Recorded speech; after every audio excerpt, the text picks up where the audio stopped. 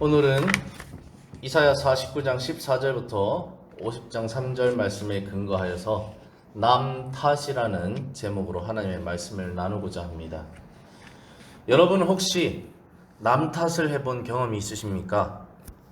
인간이라면 누구나 한 번쯤은 남 탓을 해본 경험이 있을 것입니다. 첫사람 아담과 하와가 선악과를 따먹은 탓을 타인에게 돌린 이유로 남 탓은 우리 인간 사회 가운데 비일비재하게 일어나는 일이 되어 버렸습니다. 그래서 적반하장이라는 사자성어, 또 방귀 낀 놈이 성낸다, 잘되면 제 탓, 못되면 조상 탓이란 속담 등이 있는 것이겠죠. 저 역시 남 탓을 해본 경험이 있습니다. 사실 이성적으로는 분명 내 탓인 것을 아는데 감정적으로는 자꾸 남의 탓을 하고 싶어하는 것, 그래야만 분이 풀릴 것 같은 이상함, 이것이 바로 우리 인간이 가진 죄의 경향성일 것입니다. 그런데 만약 상황이 더욱 심각하다면 그 죄의 경향성은 더욱 심해집니다. 물론 인생의 연륜이 조금 쌓이고 조금 더 성숙해지면 자아 성찰을 통해서 남 탓할 것들을 점점 더 내 탓으로 돌리게 되기도 합니다. 그러나 궁극적으로 하나님의 은혜를 덧입어야만이 이러한 죄의 경향성, 남 탓하라는 이 죄의 경향성에서 분명 자유로울 수 있는 것 같습니다. 이제 오늘 본문 내용으로 돌아가 보면, 오늘 본문 역시 바벨론 유배지에 있는 하나님의 백성들이 현재 자신들이 처한 열악한 상황, 즉 남유다의 멸망과 자신들이 질질 끌려서 바벨론 유배지에서 노예 생활을 하고 있는 것, 이 모든 것이 바로 하나님의 탓이다 라고 돌리고 있는 것을 볼 수 있습니다. 오늘 본문 14절에 보면 오직 시온이 이르기를, 이 시온은 이 예루살렘의 별칭입니다. 그래서 예루살렘, 또 이스라엘, 그래서 시온, 그래서 하나님의 백성들이 이런 마음을 가졌다는 거죠. 14절에 여호와께서 나를 버리시며 주께서 나를 잊으셨다 하였거니와, 그들의 마음에는 이 바벨론 유배지에 끌려가고 그들의 노예가 되면서 하나님은 우리를 버렸다, 하나님은 우리를 잊었다, 이런 앙금이 속에 꽉 차 있었던 겁니다. 또 오늘 보면 이사야 50장 1절에도 보면 나 여호와가 이같이 말하노라, 내가 너희 어미를 내보낸 이혼 증서가 어디 있느냐 라고 질문을 던집니다. 왜 이런 질문을 던졌냐면, 그들은 이 어미는 이스라엘인데 하나님이 이 아내된 이스라엘을 이혼 증서를 주고 버렸다라는 겁니다. 당시 유대사회에서 했던 악행이죠. 남편이 아내를 이혼 증서를 주고 버리는 이유는 또다시 새장가가기 위해서, 이렇게 잘못도 없는 아내를 이혼 증서를 주어서 내보낸 것처럼 이스라엘을 내팽개친 것이 아니냐, 그런 마음이 그들에게 꽉 차 있었던 겁니다. 그리고 또 하나, 내가 어느 체주에게 너희를 팔았느냐. 하나님은 아버지인데 아버지가 경제력이 없어서 잘못을 해서 집안의 가산을 다 탕진해서 빚쟁이가 되어서 그 빚을 체주에게 갚아야 되는 상황 가운데 할 수 없이 자녀들을 그 빚쟁이에게 팔아넘기는, 조선시대도 무능력한 아버지들이 아들을 양반집의 노예로 내어주었지 않습니까? 이런 것처럼 하나님이 무능력해서 잘못해서 자녀들을 팔아넘길 수밖에 없는 이런 상황, 이거 다 하나님께서 한 것이 아니냐라는 마음을 그들은 꽉 품었던 것입니다. 그래서 하나님이 나 여호와가 이같이 말하노라, 내가 너희 어미를 내보낸 이혼 증서가 있느냐. 너희들 잘못 알고 있다.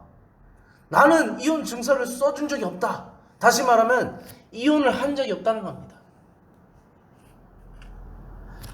여기서 볼 수 있는 것은 이혼 증서를 써주지 않은 상황은요, 이 아내가 간음을 하였거나 죄를 범했을 때 남편이 이혼 증서를 써주지 않습니다. 자동으로 이제 이혼이 되는 것이죠. 잘못으로 인해서. 이처럼 하나님은 잘못이 없다. 오히려 이스라엘이 범죄하여서 간음하여서 우상숭배하여서 그 죄 때문에 이혼 증서조차 받지 못하고 내어 쫓긴 것이지, 스스로의 죄악 때문에 그렇게 된 것이지, 하나님이 나빠서 나쁜 남편이어서 이혼 증서를 자신의 쾌락을 위해서 이혼 증서를 써줘서 아내를 내어 쫓은 것이 아니다, 이렇게 말하는 것입니다. 또 하나님은 무능력하고 빚쟁이가 되어서 자녀를 체주에게 팔아넘긴 사람이 아니다. 그것 또한도 스스로 잘못하여서 팔려간 것이다, 이렇게 진단한 것입니다. 그래서 이사야 50장 1절 하반절에 보면, 보라, 너희는 너희의 죄악으로 말미암아 팔렸다. 너희 죄 때문이지 왜 그걸 내 탓을 하느냐? 그건 너희 탓이지 내 탓이 아니다. 강력하게 하나님께서 변증하는 것이죠. 또 너희 어미는, 이스라엘은 너희의 배역함으로 말미암아 내보냄을 받았느니라. 하나님 앞에 배역함, 언약을 거절하고 배신하고 우상숭배하고 끊임없이 주의 종 선지자들을 죽이고 내치고 하나님을 거절하고 예루살렘 성전에 우상을 갖다 섬기는, 거기에 또 남창까지 있는 이런 완악한 범죄, 사회 공의와 정의를 무너뜨리고 하나님의 법을 무시한 죄, 불순종한 죄, 그 죄악들이 다 쌓여서 결과적으로는 그렇게 된 것이지, 하나님 앞에 배역해서 상황이 이렇게 된 것이지 그게 왜 하나님 탓인가? 라고 강력하게 하나님께서 예언자를 통해서 변증하시는 것입니다. 객관적으로 과연 누구 탓입니까? 남유다가 그렇게 된 것이 하나님의 탓입니까? 남유다 백성 탓입니까? 성경은 철저하게 하나님은 잘못이 없다, 오로지 남유다의 죄악 때문이다, 스스로 자업자득인 것이다. 근데 그럼에도 하나님은 그들을 사랑하시고 계시다 라는 것이 이 이사야의 핵심입니다. 2절에도 보면, 내가 왔어도 사람이 없었으며 내가 불러도 대답하는 자가 없었으면 어찌 됨이냐. 하나님께서 주의 종 선지자를 통해서 회개하라 수도 없이 외쳤는데 아무도 반응하는 사람이 없었고 아무도 대답하는 사람이 없었다는 거죠. 내 손이 어찌 짧아 구속하지 못하겠느냐, 내 어찌 건질 능력이 없겠느냐. 그들이 회개했다면 내가 충분히 바벨론으로부터 그들을 보호했을 것이고 그들을 지켜줬을 것인데, 그들 스스로가 괜찮다, 평안하다, 안전하다, 아무 일 없다, 우리가 죄짓고 살아도 절대로 예루살렘 성전은 무너지지 않는다, 자신들의 착각 속에서 그렇게 된 것이죠. 하나님은 능력이 없어서 그들을 구속 못한 것이 아니라 그들의 죄악이 스스로 그렇게 구덩이에 빠지게 되었다는 것을 진단하고 있습니다. 50장 2절 하반절에도, 보라, 내가 꾸짖어 바다를 마르게 하며 강들이 사막이 되게 하며 물이 없어졌으므로, 보라, 내가 꾸짖어 바다를 없어졌으므로 그 물고기들이 악취를 내며 갈아여 죽으리라. 내가 흑암으로 하늘을 입히며 굵은 배로 덮느니라. 다시 말하면 내가 만물을 창조한 하나님인데, 능력자신데, 구원자시고 너의 모든 절제자인데 그거 못하겠느냐. 너희를 구속할 수 있지만 너희 죄가 스스로 그 결과를 초래하였다 라고 이렇게 강력하게 진단하는 것입니다. 하나님의 변론은 여기서 끝나지 않습니다. 계속되어집니다. 49장 15절에 보면, 여인이 어찌 그 젖먹는 자식을 잊겠으며 자기 태에서 난 아들을 긍휼히 여기지 않겠느냐. 혹시 이 자녀 세대가 부모된 이 엄마를 잊어버릴지라도 나는 너희를 잊지 아니할 것이다. 하나님은 우리를 잊어버렸다, 하나님은 우리를 버리셨다. 그들은 그렇게 생각했지만 하나님의 입장은, 어찌 내가 자식된 이스라엘을 잊겠으며 어찌 내가 자식된 이스라엘을 긍휼히 여기지 않겠느냐. 어찌 어미가 자녀를 잊겠느냐. 자녀가 부모를 잊어버리는 경우는 있어도 세상에 부모가 자식을 잊어버리는 경우는 없다. 나는 이스라엘의 부모다. 이렇게 얘기하는 것입니다. 그리고 너희를 잊지 않고 너희의 미래를, 내가 너희의 회복을 준비하고 있다. 이렇게 지나는 것입니다. 그래서 16절에 보면 내가 너를 내 손바닥에 새겼다. 손바닥에 새겼다는 것은 다시 말하면 하나님의 가슴에 새겼다는 겁니다. 부모는 자식을 가슴에 새긴다는 말이 있지 않습니까? 하나님은 이스라엘을 가슴에 품고 새기고 자나 깨나 서나 이스라엘 생각을 하고 계시는 어미의 심정이라고 볼 수 있습니다. 그래서 너의 성벽이 항상 내 앞에 있다. 이 성벽은 무너진 성벽입니다. 예루살렘이 멸망하고 무너져서 돌무더기가 남아있는 그 성전입니다. 그 무너진 성벽을 보면서 가슴을 태우며 언제 저걸 다시 세울까? 언제 다시 세울 수 있을까? 당장 세울 수 있는데 자녀된 이스라엘이 회개치 않아서 빨리 세우고 싶은데 저들이 완악하고 저들이 회개하지 않고 아직도 부모된 하나님을 원망하고 오해하고 판단하고 버려버리고 배역하고 거절하고 바벨론에서 마루둑이나 섬기고 있고, 이 안타까운 상황, 하나님은 빨리라도 이 성벽을 재건하고 싶은데 그렇지 못하는 안타까움. 그래서 성벽이 항상 내 앞에 있는, 이건 참 슬픈 표현입니다. 하나님이 힘 있고 능력 있는데 할 수 없는 이런 안타까운 상황. 17절에 보면 내 자녀들은 빨리 걸으며 너를 헐며 너를 황폐하게 하던 자들을 너를 떠나가리라. 하나님의 회복의 약속입니다. 비록 상황은 이렇지만 내 마음, 내 심정, 내 계획은 바로 내 자녀들이 빨리 걸으며 이 바벨론 유배지에서 떠나서 빨리 다시 예루살렘으로 오는 것을 바라며 너를 헐며 너를 황폐하게 하던 그 이방인들, 그들이 너를 떠나가리라. 이제 너희들이 자유케 되는 것을 나는 꿈꾼다. 이렇게 얘기하는 것이죠. 그래서 18절에 내 눈을 들어 사방을 보라. 그들이 다 모여 내게로 오느니라. 하나님의 자녀들이 다 다시 예루살렘으로 오는 것을 말하고 있습니다. 나 여호와가 이르노라. 내가 나의 삶으로 맹세하노니 내가 반드시 그 모든 무리를 장식처럼 몸에 차며 그것을 떼기를 신부처럼 할 것이라. 그래서 이 하나님의 자녀들이 우르르 와서 이 이스라엘이라는 어미의 이 자녀는 이 부모의 면류관이지 않습니까? 이처럼 장식품과 같이 이 어미, 이스라엘 어미가 다시 새로운 신부가 되어서 남편된 하나님과 다시 재혼하는 이런 모습, 거기에 이제 자녀들이 정말로 영광이 되고 빛나는 모습이 되는 그것을 그려내고 있는 것입니다.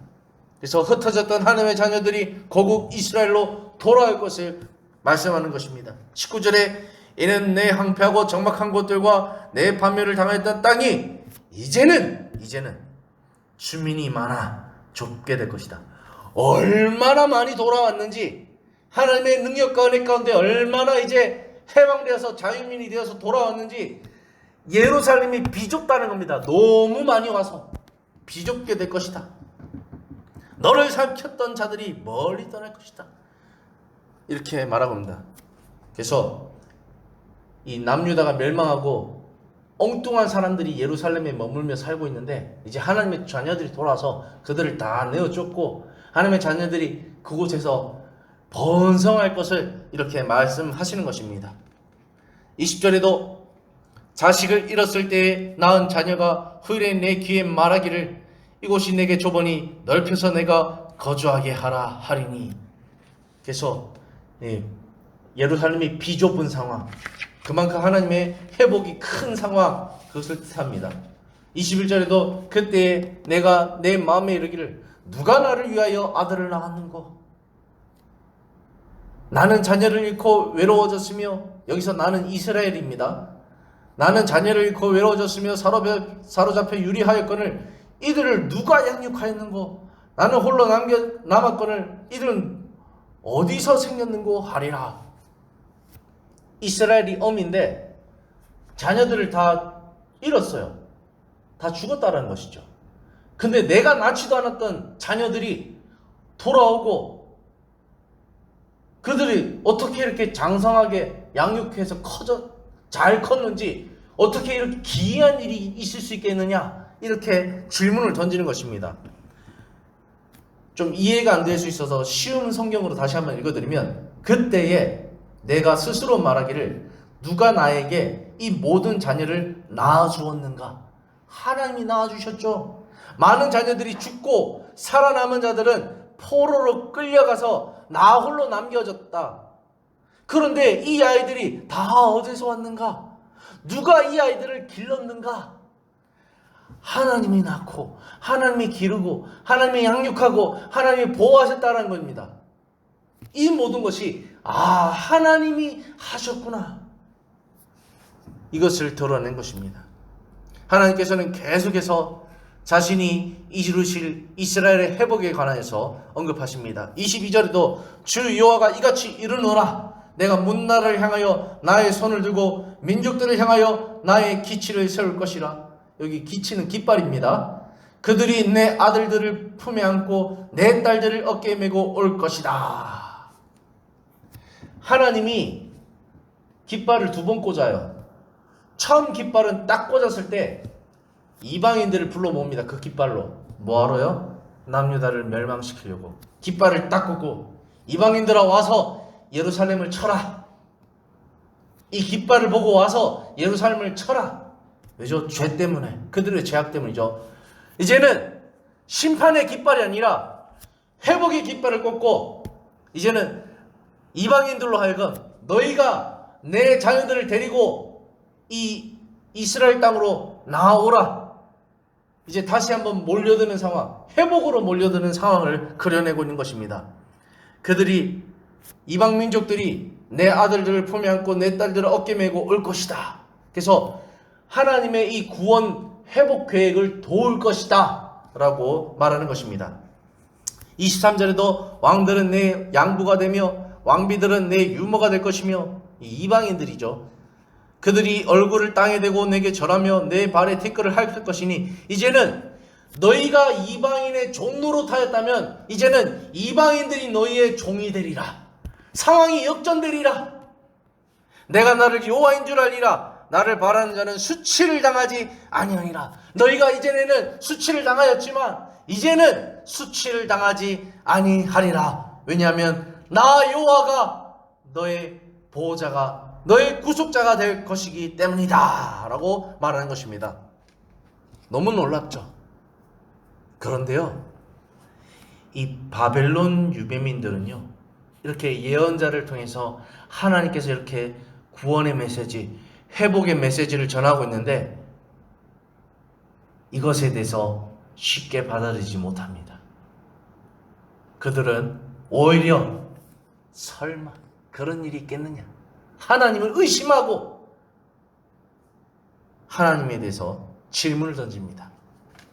오늘 보면 이사야 49장 24절에 아니 용사가 빼앗은 것을 어떻게 도로 빼앗으며 승리자에게 사로잡힌 자를 어떻게 건져낼 수 있겠습니까? 말도 안 되는 소리 하지 마세요. 어떻게 그런 일이 있겠습니까? 용사가 빼앗은 것을 어떻게 도로 뺐습니까? 용사의 것은 용사의 것입니다. 승리자에게 사로잡힌 자를 어떻게 건져낼 수 있겠습니까? 승리자에게 노예되면 그거는 노예로 끝이지 어떻게 그가 자유주민이 될 수 있겠습니까? 어떻게 그런 일이 있습니까? 하나님이 회복을 말한다고요? 우린 믿지 않습니다. 우리 형편을 보세요. 지금 눈에 보이는 이 어마어마한 엄청난 바벨론이 우리를 노예 삼고 있는데 하나님이 무슨 능력이 있어서 바벨론을 멸망시키고 하나님이 무슨 능력이 있어서 우리를 끌어내 회복시킵니까? 말도 안 되는 소리 하지 마세요. 이게 유배민들의 본심인 것입니다. 또 그들은 25절에 이에 대해 하나님께서 25절에 대답하십니다. 여호와가 이같이 말하노라. 용사의 포로도 빼앗을 것이요 두려운 자의 빼앗은 것은 빼앗은 것도 건져낼 것이니 이는 내가 너를 대적하는 자를 대적하고 내 자녀를 내가 구원할 것입니다. 안 된다 하지 마라. 나는 다 할 수 있다. 그래서 용사의 포로는 내가 빼앗을 수 있고 두련자의 빼앗은 것도 건져낼 수 있다. 나는 너희를 구원할 수 있는 여호와 하나님이다. 나를 믿어야 된다. 내가 내 자녀를 구원할 것이다. 이렇게 강력하게 하나님의 의지를 표명하고 있습니다. 26절, 내가 너를 억압하는 자들에게 자기의 살을 먹게 하며 새술에 취한같이 자기의 피에 취하게 하리니 모든 육체가 나 여호와는 내 구원자요 구속자요 야곱의 전능자인 줄 알리라. 봐봐라, 내가 저들을 심판할 것이다. 의심하지 마라. 나는 내 구원자고 구속자고 전능자다. 반드시 내가 너에게 알리는 이 회복을 이룰 것이다 라고 하나님께서 종지부를 땅땅땅 찢으십니다. 이제 말씀의 결론 짓고 마치겠습니다. 사랑하는 성도 여러분, 오늘 본문을 살펴보았듯이 바벨론 유배민들은 아직도 남유다의 멸망과 자신들이 유배지에 와서 노예가 된 것이 자신들의 죄 때문이 아니라 하나님이 무능력하신 탓에 우리가 이렇게 된 것이라고 여기고 있습니다. 얼마나 적반하장입니까? 얼마나 잘못된 진단입니까? 놀라운 것은 그런 그들의 태도에도 불구하고 하나님께서는 계속해서 그들을 용서하시고 그들을 회복하시겠다고 요청하고 계시는 것입니다. 계속해서 받아들이지 않고 하나님을 오해하고 거절하는 하나님의 백성들. 그러나 그럼에도 불구하고 계속해서 쫓아다니면서 내가 너희를 사랑한다. 내가 너희를 회복시키기를 원한다. 내가 너희를 구원하기를 원한다. 제발 좀 회개하고 나에게로 돌아와라. 요청하시는 하나님. 이 얼마나 안타까운 상황입니까? 하나님께서는 예언자를 통해서 그들에게 회복을 주장하시지만 그들은 그러한 하나님의 계획을 그저 의심하기에 바쁩니다. 이 얼마나 안타까운 상황입니까? 역사는 반복된다고들 합니다. 저와 여러분 역시 이처럼 어리석게도 하나님을 의심하는 하나님의 백성이 될 수 있음을 경계해야 합니다. 삶의 결과에 대해서 철저하게 나 자신을 돌아보고 모든 것을 나의 탓으로 여기고 하나님 탓으로 여기지 않을 수 있어야 합니다. 하나님 앞에서 내가 어떻게 살아갔는가를 반성하고 회개할 수 있어야 합니다. 더불어 나의 삶의 방향을 분명히 바꾸어야 합니다. 하지만 오늘날 많은 그리스도인들이 얼마나 하나님을 오해하고 있습니까? 조금만 일이 틀어지면 하나님 어디 계시냐고. 이게 다 하나님 잘못 아니냐고. 난 열심히 살았는데, 난 잘해보려고 했는데 왜 내가 이렇게 가난하게 되고 집은 망하고 자녀들은 삐뚤어지고 어떻게 나한테 이런 상황이 찾아오냐고. 다 하나님이 잘못된 거 아니냐고. 하나님 어디 계시냐고. 하나님 살아계시냐고. 하나님 성경 속에만 계신 죽은 하나님 아니냐고. 얼마나 많은 헛소리들을 하는지 모릅니다. 그러나 하나님은 아무 잘못도 없습니다. 그 죄악이 그를 삼켰을 뿐이지 회개치 않는 완악함이, 완고함이, 그의 잘못됨이 그런 결과를 초래했을 뿐이지 하나님은 언제나 구원하시기를 원하시고 회복하기를 원하시고 붙들어지기를 원하시고 살리기를 원하시고 희망을 주고 미래를 주고 그 길을 열어가시기를 원하는데 그런 하나님 앞에서 하나님은 잘못됐다고, 하나님은 아무 능력이 없다고, 이런 태도를 가지는 것이 바로 우리 인간의 죄성입니다. 그러므로 우리는 이런 우리의 죄성, 이런 죄됨에도 불구하고 언제나 나의 구원과 회복을 꿈꾸시는 하나님을 의심하지 말아야 됩니다. 그분 앞에 겸손함으로 그분의 뜻을 받아들이고 순종하며 나아가야 하겠습니다. 우리 행복한 교회 모든 성도들이 그러한 지혜 가운데, 그러한 마음가짐, 그러한 자세 가운데 살아갈 수 있기를 소망하며 기도하는 시간을 가지도록 하겠습니다. 기도하겠습니다.